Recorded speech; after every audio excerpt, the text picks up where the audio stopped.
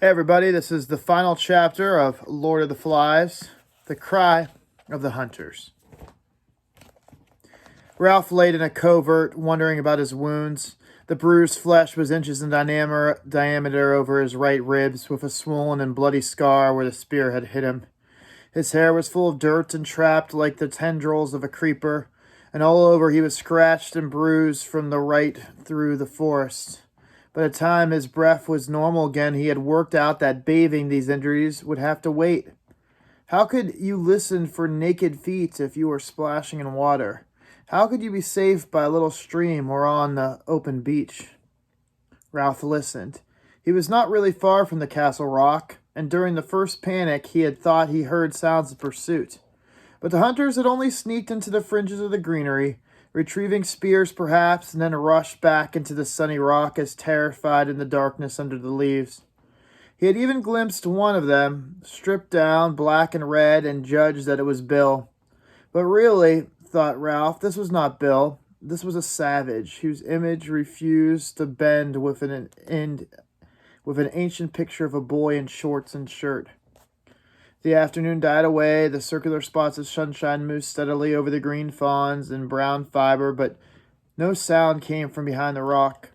And at last Ralph warmed out of the ferns and sneaked forward towards the edge of that impenetrable thicket that fronted the neck of the land.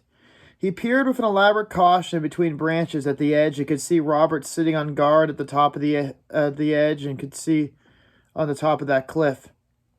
He held a spear in his left hand and was tossing up a pebble and catching it again with the right. Behind him, a column of smoke rose thickly so that Ralph's nostrils flared and his mouth dribbled. He wiped his nose and his mouth with the black back of his hand for the first time since the morning, and he felt hungry. The tribe must be sitting around the gutted pig, watching the fat ooze and burn among the ashes. They would be intent. Another figure, an unrecognizable one, appeared by Robert and gave him something, and then turned and went back into under the rock. Robert laid his spear on the rock beside him and began to gnaw between his raised hands. So the feast was beginning, and the watchman was now given his portion. Ralph saw that for the time being, he was safe. He limped away through the fruit trees, drawn by the thoughts of the poor food, yet bitter when he remembered the feast. Feast today, and then none tomorrow. He argued unconvincingly that they would let him alone, perhaps even make an outlaw of him. But then the fatal unreasoning knowledge came to him again. The breaking of the conch and the deaths of both Piggy and Simon lay over this island like a vapor. These painted savages would go further and further, and then there was that indefinable connection between himself and Jack, who therefore could never let him alone. Never. He paused, sun-flecked, holding up a bough, prepared to duck under it. A spasm of terror set him shaking, and he cried aloud, "No! They're not as bad as that. It was just an accident." He ducked under the bough, ran clumsily, and then stopped and listened. He came to the smashed acres of fruit and ate greedily, and he saw two little ones, and not having any idea of his own appearance, he wondered why they screamed and ran. When he had eaten, he went towards the beach. The sunlight was slanting now into the palms of the wrecked shelter. There was the platform and the pool. The best thing to do was to ignore his leaden feeling about the heart and rely on the common sense, their daylight sanity. Now that the tribe had eaten, the thing to do was to try again. And anyway, he couldn't just stay there all night in an empty shelter by the desert platform. His flesh crept, and he shivered in the evening sun. No fire, no smoke, no rescue. He turned and limped away through the forest towards Jack's end of the island. The slanting ticks of the sunlight were lost among the branches. At length he came to a clearing in the forest where rock prevented vegetation from growing. Now it was a pool of shadows, and Ralph nearly flung himself behind a tree when he saw something standing in the center. But then he saw the white face was bone, and that the pig's skull grinned at him from the top of the stick. He walked slowly into the middle of the clearing and looked steadily at the skull, and gleamed at white as ever the conch had done, and seemed to jeer at him cynically. As Inquisitive Ants was busy in one eye sockets, but otherwise the thing was lifeless. Or was it? Little pockets of sensation ran up and down his back, and he stood, the skull bowed on a level of his face, and held up his hair with two hands. The teeth grinned, the empty sockets seemed to hold his gaze masterfully, and then without effort. What was it? The skull regarded Ralph like one who knows all the answers and won't tell. A sick fear and rage swept him. Fiercely he hit out the filthy thing in front of him and bobbed like a toy and came back, still grinning into his face, so that he lashed and he cried in loathing. Then he was licking his bruised knuckles and looking at the bare stick while the skull lay in two pieces, its grin now 6 feet across. He wrenched the quivering stick from the crack and held it as a spear between him and the white pieces. And then he backed away, keeping his face to the skull that lay grinning at the sky. When the green glow had gone from the horizon and the night was fully accomplished, Ralph came back to the thicket in front of the castle rock. Peeping through, he could see the height was still occupied, and whoever it was up there had a spear at the ready. He knelt among the shadows and felt his isolation bitter. They were savages, it was true, but they were human, and the ambushing fears of the deep night were coming on. Ralph moaned faintly. Tired though he was, he could not relax and fall into a well of sleep for fear of that tribe. Might it not be possible to walk boldly into the fort and say, "I've got packs"? Then he could just laugh lightly and he could sleep among the others. He could pretend that they were still boys, schoolboys who said, "Yes, sir, sir," and worn caps. Daylight might have answered yes, but darkness and the horrors of death said no. Lying there in the darkness, he knew that he would always be an outcast. "'Cause I have the only one here who has any sense." He rubbed his cheek along his forearm, smelling the acrid scent of salt and sweat and staleness of dirt. And over to the left, the waves of the ocean were breathing, sucking down the boiling back over the rock. There were sounds coming from behind him, the castle rock. Listening carefully, detaching his mind from the swing of the sea, Ralph could make out a familiar rhythm. "Kill the beast, cut his throat, spill his blood." And the tribe was dancing. Somewhere on the other side of this rocky wall, there would be a dark circle, a glowing fire, and meat. They would be savoring food in the comfort of safety. A noise nearer at hand made him quiver. Savages were clambered up on the castle rock, right up the top, and he could hear voices. He sneaked forward a few yards and saw the shape of the top of the rock change and enlarge. There were only 2 boys on the island who moved or talked like that. Ralph put his head down on his forearms and accepted the new fact like a wound. Samneric was now part of the tribe. They were guarding the castle rock, and they were guarding it against him. There was no chance of rescuing them and building up an outlaw tribe on the other end of the island. Samneric were savages just like the rest of them. Piggy was dead. The conch was smashed of its power. So truly, Ralph was alone. At length the guard climbed down, and the 2 that remained seemed nothing more than a dark extension of the rock. A star appeared behind them and was momentarily eclipsed by some movement. Ralph edged forward, feeling this way through the uneven surface as though he were blind. There were miles of vague water at his right, and restless ocean lay under his left hand, as awful as the shaft of a pit. Every minute the water breathed round the deaf rock and flowered in the field of whiteness. Ralph crawled until he found the ledge of the entry in his grasp. The lookouts were immediately above him, and he could see the end of a spear projecting over the rock. He called out gently, "Samneric!" But there was no reply. To carry, he must speak louder. This would rouse the stripped and inimical creatures from feet that were feasting by the fire. He set his teeth and started to climb, finding the holds by touch. The stick that had supported the skull hammered him, but he would not be parted from his only weapon. He was nearly level with the twins before he spoke again. "Psst! Samneric!" He heard a cry and a flurry from the rock. The twins had grabbed each other and were gibbering. "Guys, it's me, Ralph!" Terrified, they would run and give the alarm. He hauled himself up with his head and shoulders stuck over the top. Far below his armpit, he saw the luminous flowering of the rock. "It's only me, Ralph." At length, they bent forward and peered in his face. "Oh, we thought it was..." "Yeah, we didn't know what it was. We thought..."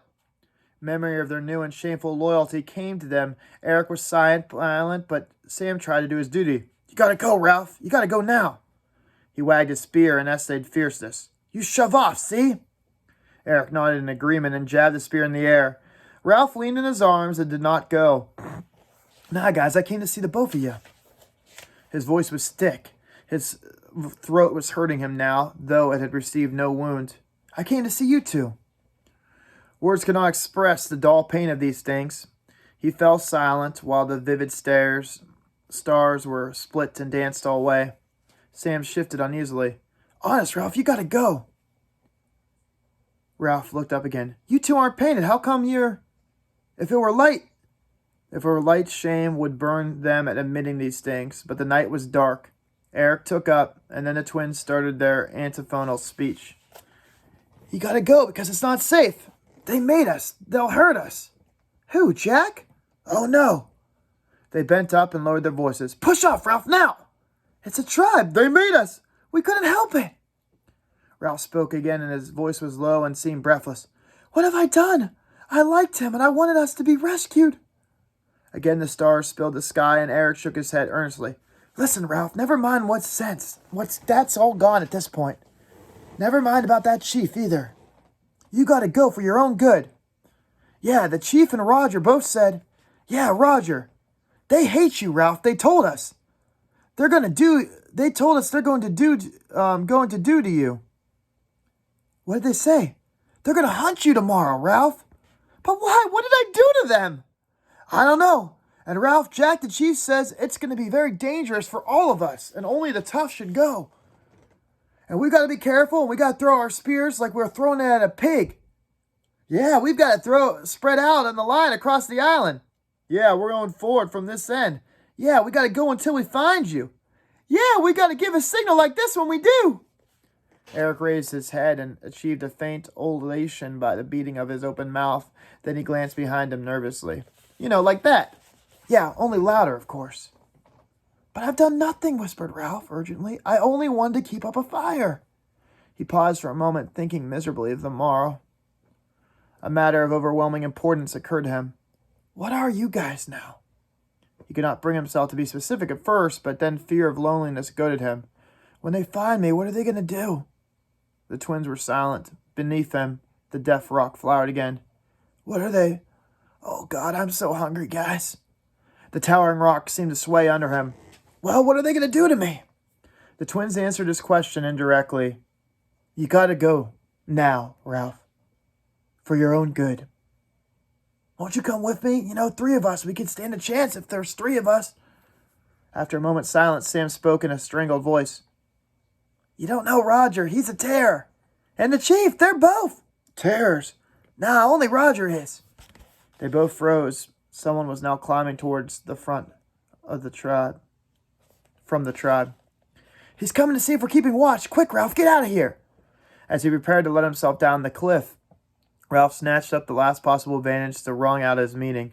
I'll lie up close in the thicket down there, he whispered, so keep them away from it. They'll never think to look so close. The footsteps were still some distance away. Sam, I'm not going to be all right, aren't I? The twins were silent again. Here, said Sam suddenly. Take this. Ralph felt a chunk of meat pushed against him, and he grabbed it. But what are you going to do when they catch me? Silence above. He sounded silly to himself, and he lowered himself down that rock.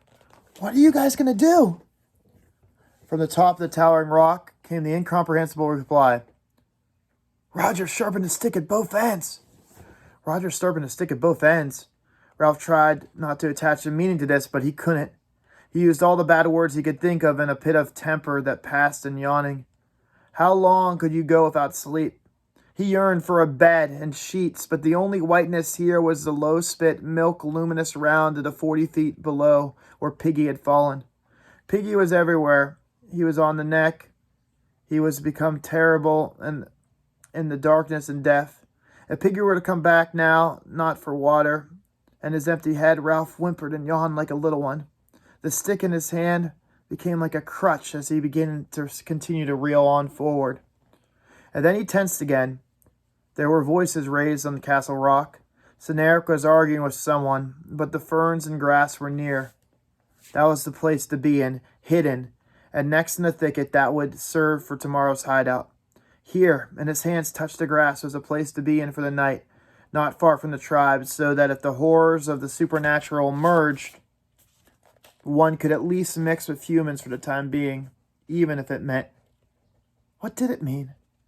A stick sharpened at both ends? What did that mean? That they had thrown spears and missed, all but one? Perhaps they would miss next time, too. He squatted down in the tall grass, and he remembered the meat that Sam had given him, and began to tear at it ravenously. While he was eating, he heard fresh noises, cries of pain from Seneric, cries of panic, angry voices. What did it mean? Someone besides himself was in trouble, for at least one of the boys was catching it. Then the voices passed away down the rock and ceased to think of them. He felt the hands and found cool, delicate fawns backed against his thicket. Here, then, was the knight's lair.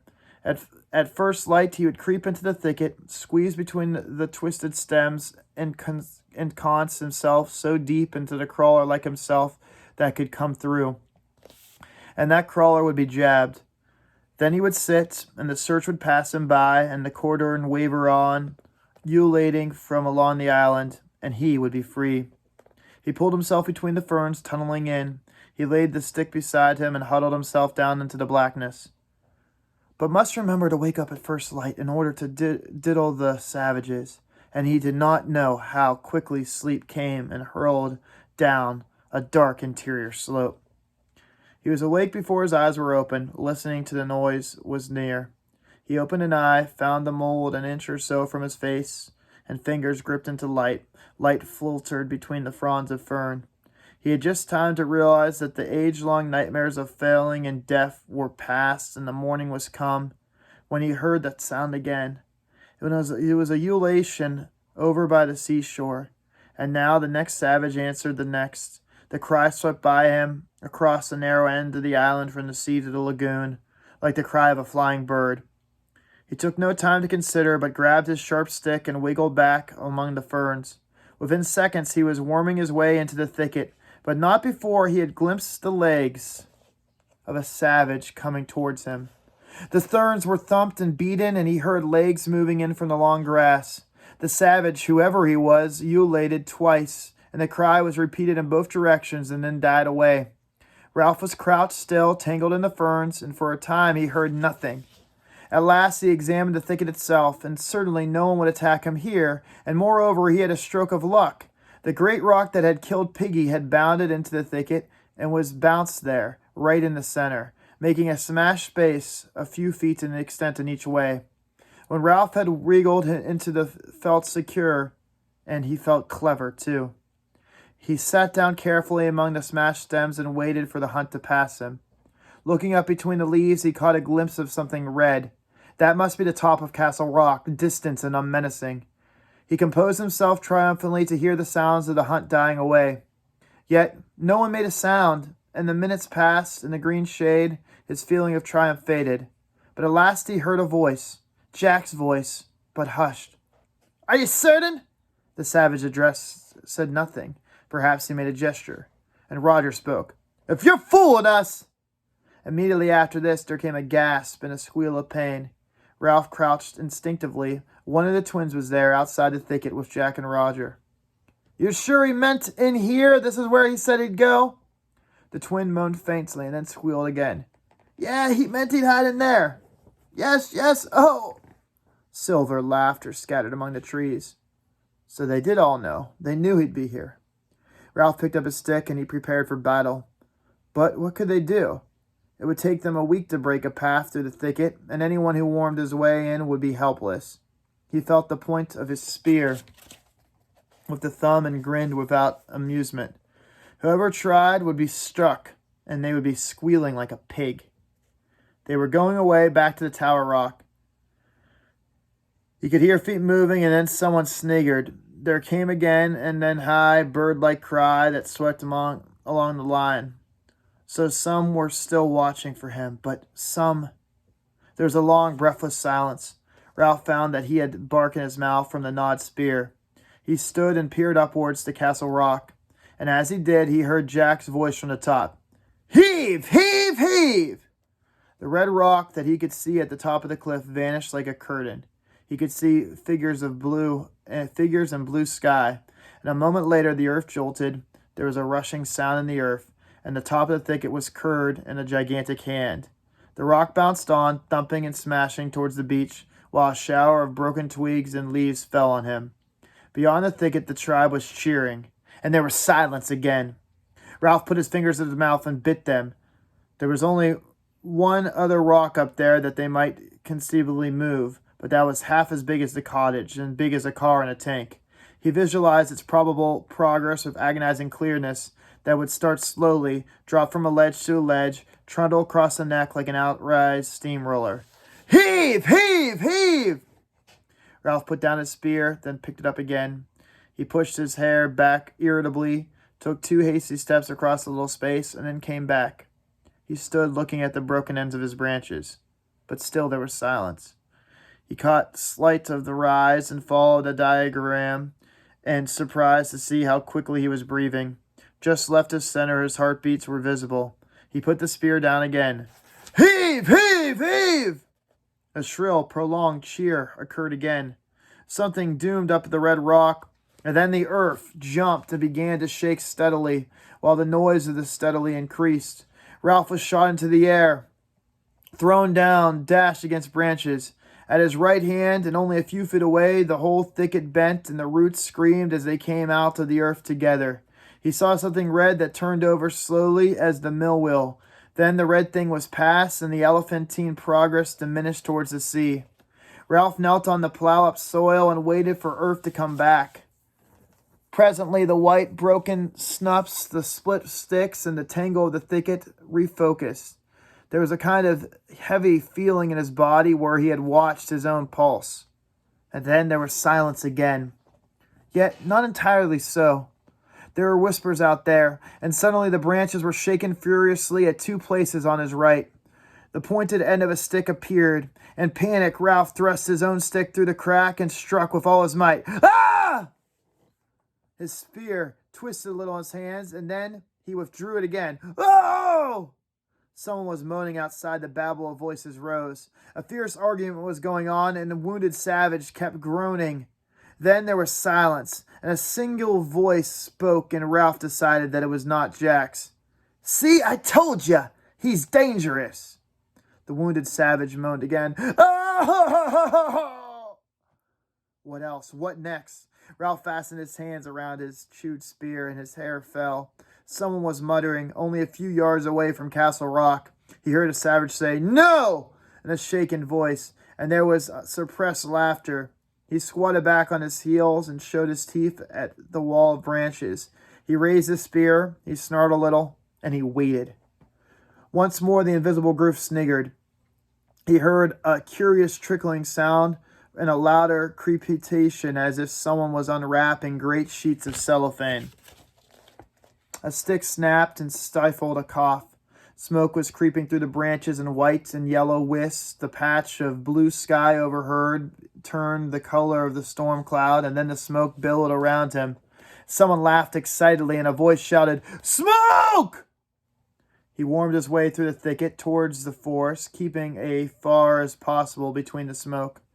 Presently he saw open space and the green leaves of the edge of the thicket. A smaller savage was standing between him and the rest of the force, a savage striped red and white and carrying a spear. He was coughing and smearing the paint among his eyes and the back of his hand as he tried to see through the increasing smoke. Ralph launched himself like a cat, and he stabbed, snarling with the spear, and the savage doubled up. There was a shout from beyond the thicket, and then Ralph was running with the swiftness of the fear through the undergrowth. He came to the pig run, followed it for perhaps 100 yards, and then swerved off. Behind him, the elation swept across the island. Once more, with a single voice shouted 3 times. He guessed that this would signal to advance and sped away again, till his chest was like fire. Then he swung himself down the bush and waited for a moment till his breath steadied. He passed his tongue tentatively over his teeth, and lips were heard far off the ululation of the pursuers. There were many things he could do. He could climb a tree, but that was putting all his eggs in one basket. If he were detected, they would have nothing more difficult to do than just wait for him to eventually have to come down.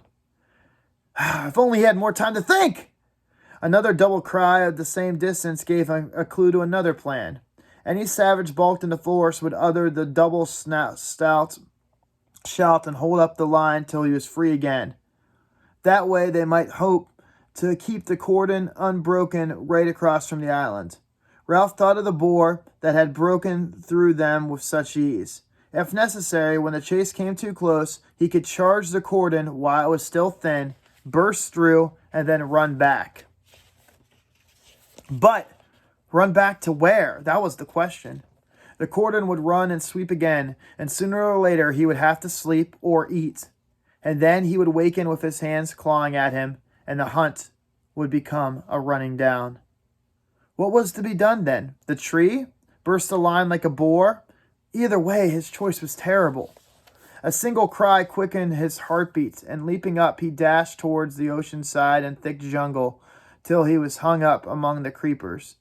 He stayed there for a moment with his calves quivering.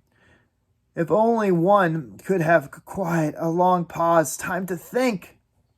And there again, shrill and inevitable, was the ululation sweeping across the island.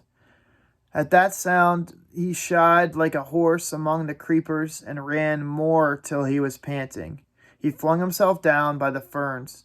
The tree, or the charge? What would he do? He mastered his breathing for a moment. He wiped his mouth and he told himself to be calm. Samneric were somewhere in that line and they were hating it. Or were they? Maybe they were loving this hunt. And suppose instead of them he met the chief or Roger who carried death in his hands. Ralph pushed back his tangled hair and wiped the sweat out of his eyes. He spoke aloud. Think! What was the sensible thing to do? God, there was no piggy to talk sense with. There was no solemn assembly for debate or dignity of the conch. Think, he told himself again. Most, he was beginning to dread the curtain that might waver in his brain, blacking out the sense of danger, making a simpleton of him. A third idea would be to hide so well that advancing line would pass without discovering him. He jerked his head off the ground and listened. There was another noise to attend to, a deep grumbling noise, as though the forest itself were angry with him. A somber noise across which the ululations were scribbled excruciatingly on his side. He knew he had heard it before somewhere, but he had no time to remember. Break the line. A tree. Hide, and let them pass. A nearer cry stood him on the feet, and immediately he was away again, running fast among the thorns and brambles.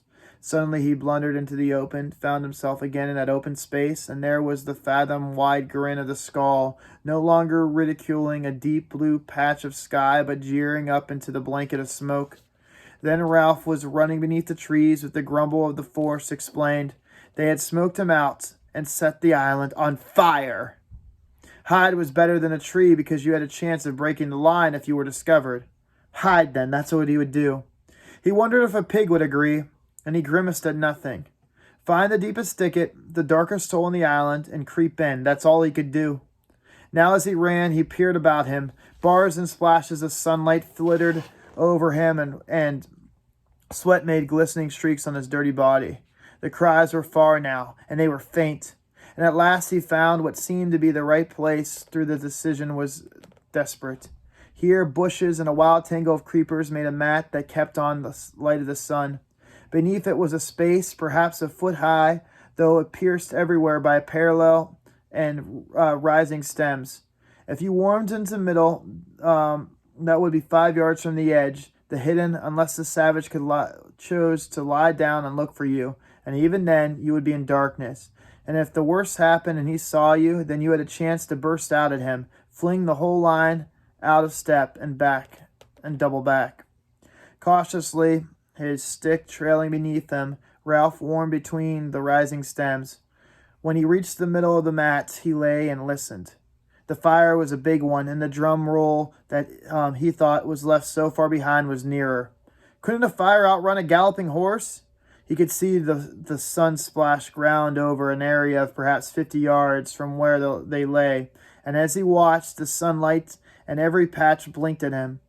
This was so like the curtain that flapped in the brain. For the moment he thought the blinking was inside him, but the patches blinked more rapidly, dulled, and went, so that he saw a great heaviness of smoke lay between the island and the sun. If anyone peered through the bushes and chanced to glimpse human flesh, it might be some Merrick, who would pretend not to see or say anything. Under the thicket, the earth was vibrating very slightly, or perhaps there was the sound beneath the obvious thunder of fire, and scribbled ululations that were too low to hear. Someone cried out. Ralph jerked his cheek off the earth and looked into the dulled light. They must be near now, he thought, and his chest began to thump. What should I do? Hide, break the line, climb a tree? What was the best choice after all? The trouble was, you only had one chance, so he had to make a choice, and he had to do it quick. Now the fire was near. Those volleying shots were great limbs, trunks even, bursting. The fools! The fools! The fire must be almost to the fruit trees. What would they eat anymore? They just burned down their own fruit trees. Ralph stirred restlessly in his narrow bed. One chance or nothing. What could they do? Beat him? So what? Kill him? A stick sharpened at both ends. The cry, suddenly near now, jerked him up. He could see a striped savage moving hastily out on the green tangle and coming towards the mat where he hid, a savage who carried a spear. Ralph gripped his fingers into the earth. Be ready now, in case. Ralph fumbled to hold his spear so that it was point foremost, and now he saw the stick was sharpened at both ends. The savage stopped 15 yards away and uttered his cry. Perhaps he can hear my heart over the noise of the fire. Don't scream, get ready. The savage moved forward so that you could only see him from the waist down. That was the butt of his spear. Now you could see him from the knee down. Don't scream. A herd of pigs came squealing out of the greenery behind the savage and rushed away into the forest. Birds were screaming, mice were shrieking. The little hopping thing came under the mat and cowered. 5 yards away, the savage stopped, standing right in the thicket, and cried out. Ralph drew his feet up and crouched. The stake was in his hands, the stake sharpened at both ends. The stake vibrated so wildly that grew long, short, light, heavy, light again. The elation spread from shore to shore. The savage knelt down at the edge of the thicket, and there were lights flickering in the forest behind him. You could see a knee disturb the mold. Now the other. 2 hands. There was a spear. There was a face. The savage peered into the obscurity beneath the thicket. You could tell that he saw light on the side and on that, but none in the middle there. In the middle was a blob of dark, and the savage wrinkled up his face, trying to decipher into the darkness where Ralph was. The seconds lengthened. Ralph was looking straight into a savage's eyes. Don't scream. You'll get back. Now he's seen you. He's making you. Oh, God, a stick sharpened. Ralph screamed, a scream of fright and anger and desperation. His legs strengthened. The screams came continuous and foaming. He shot forward. He burst the thicket. Was it an open, screaming, snarling, bloody? He swung the stake and the savage tumbled over. But there were others coming towards him at that moment, and they were also crying out. He swerved and the spear flew past, and then they were silent, running. All at once, the lights flickered ahead of him, merged together. The roar of the forest rose to thunder, and a tall bush directly in his path burst into a great fan-shaped flame. He swung to the right, running desperately fast, and the heat beating on the left side of his face, racing forward like the tide. The elation rose behind him and spread along a series of sharp cries, the sightning call. A brown figure showed up at the right and fell away. They were all running. They were all crying out madly. He could hear them now crashing in the undergrowth, and on the left was the hot, bright thunder of the fire. He forgot his wounds, his hunger, his thirst, and he became fear, hopeless fear on flying feet, rushing through that forest towards the open beach. Spots jumped before his eyes and turned into red circles that expanded quickly till they passed out of sight. Below him, someone's legs were getting tired, and desperate elation advanced like a jagged fringe of menace that was all almost overheard. He stumbled over a root, and the cry that pursued him rose even higher. He saw a shelter burst into flames, and the fire flapped at his right shoulder, and there was a glitter of water. And then he was down, rolling over and over and over in that warm sand, crouching with arm to ward off, trying to cry for mercy. He staggered to his feet, tense for more terrors, and looked up at the huge peak cap. It was a white-topped cap, and above the green shade of the peak was a crowd, an anchor, gold foliage. He saw a white drill, epaulets, a revolver, a row of gilt buttons down in front of the uniform. It was a naval officer that stood on the sand, looking down at Ralph in wary astonishment. On the beach behind was a cutter, her bows hauled up and held by 2 ratings. In the stern sheets, another rating held a submachine gun. The elation faltered, and it all died away behind him. The officer looked at Ralph doubtfully for a moment, and then took his hand away from the butt of the revolver. "Hello!" Squirming a little, conscious of his filthy appearance, Ralph answered shyly, "Hello?" The officer nodded, as if a question had been answered. "Are there any adults or any grown-ups here with you?" Dumbly, Ralph just shook his head no. He turned to half-piece on the sand in a semicircle of little boys, their bottles streaked with colored clay. They all had sharp sticks in their hands. They were standing on the beach, making no noise at all. "Ah, you're all having a little fun and games, I see," said the officer. The fire reached the coconut palms by the beach and swallowed them noisily. A flame, seemingly detached, swung like an acrobat and flicked up a palm head of the platform. The sky was black. The officer grinned cheerfully at Ralph. "We saw your smoke, so we decided to come check it out. What have you guys been doing? Having a little war, playing war or something like that?" Ralph nodded. The officer inspected a little scarecrow in front of him. The kid needed a bath, a haircut, a nose wipe, and a good deal of ointment. "Nobody killed, I hope, in this ward. Any dead bodies that I should be aware of?" "Ha ha ha ha." "Oh, no, officer, only 2 dead bodies, and they're gone by now." The officer leaned down and looked closely at Ralph. "Wait, 2? Killed?" Ralph nodded again, and behind him the whole island was shuddered with flame. The officer knew, as a rule, when people were telling the truth. He could tell at this moment Ralph was telling the truth. He whistled softly. Other boys were appearing now, tiny tots among them, brown and distant bellies of small savages. One of them came close to the officer and looked up. I'm... But there was no more to come. Percival Wemyss Madison sought in his hand an incantation that was faded clean away. The officer turned back to Ralph. "Well, we'll take you off of here now. How many of you are there?" Ralph shook his head, and the officer looked past him to the group of painted boy. "Who's the boss here?" "I am," Ralph said loudly. A little boy who wore remains of an extraordinary black cap on his red hair, who carried the remains of a pair of spectacles on his waist, started toward, then changed his mind and stood still. "We saw your smoke." "We saw your smoke. And you don't know how many of you there are even?" "No, sir, I don't know." "I should have thought," said the officer as he visualized the search before him, "I should have thought that a pack of British boys, you're all British, aren't you, would have been able to put on a better show than that, I mean." "Yeah, well, we were able to put on a better show at first, sir. But then things began to..." He stopped. "But at first we were all together." The officer nodded helpfully. "Oh, I know. Jolly good show, like Coral Island." Ralph looked at him dumbly, and for a moment he had a fleeting picture of a strange glamour that had once invested the beaches. But the island was scorched up like dead wood. At this moment, Simon was dead, and Jack had... God, the tears began to flow and sobs shook him. He gave himself up to them now for the first time on the island. Great, shuddering spasms of grief that seemed to wrench his whole body. He began to cry. His voice rose under the black smoke before the burning wreckage of the island, and infected by the emotion, and the other boys began to shake and sob too.